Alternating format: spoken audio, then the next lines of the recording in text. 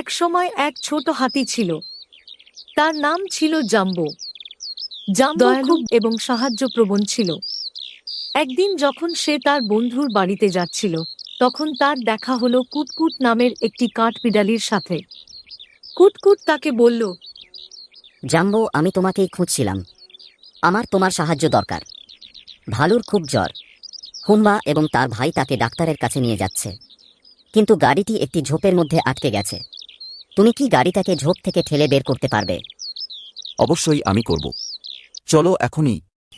Jumbo যখন সেখানে পৌঁছাল, তখন সে দেখল যে হাম্বা ঝোপের মধ্যে থেকে গাড়িটা বের করার চেষ্টা করছে। আমি পেছন থেকে ঠেলে দিচ্ছি।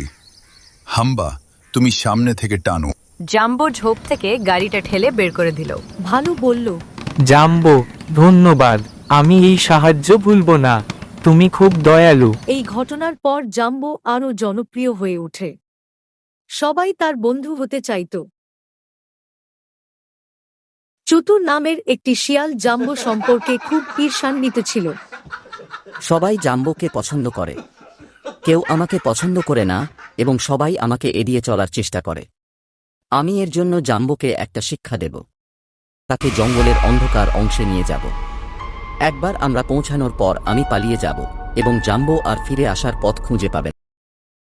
ভাবে জাম্বোকে আকর্ষণ করার জন্য পথে শুয়ে পড়ল।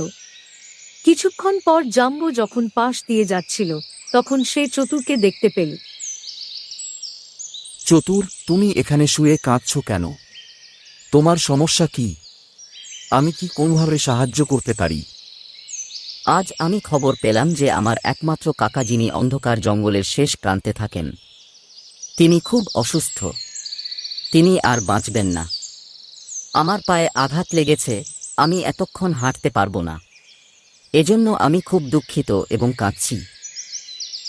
চিন্তা করো না চতুর, আমি তোমাকে আমার পিঠে করে তোমার কাকার বাড়িতে নিয়ে যাব। চতুর ভেতরে ভেতরে হেসে উঠল। তোমার সময় শেষ, জাম্বো। জাম্বো চতুরকে পিঠে করে অন্ধকার বনের দিকে যাত্রা শুরু করল।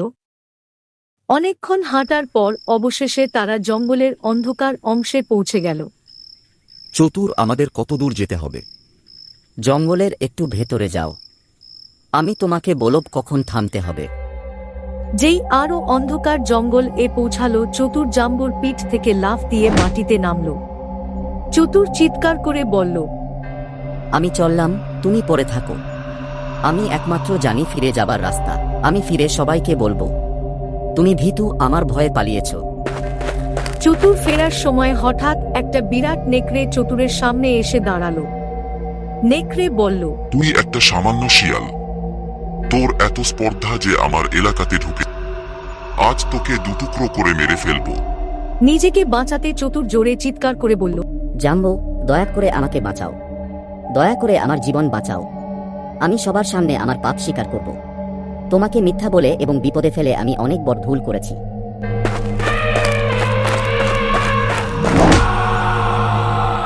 চতুরের জীবন রক্ষা পেল। জাম্বো এবং চতুর নিরাপদে ফিরে এলো। চতুর সবার সামনে জাম্বোর কাছে ক্ষমা চাইল। জাম্বো এবং চতুর ভালো বন্ধু হয়ে গেল।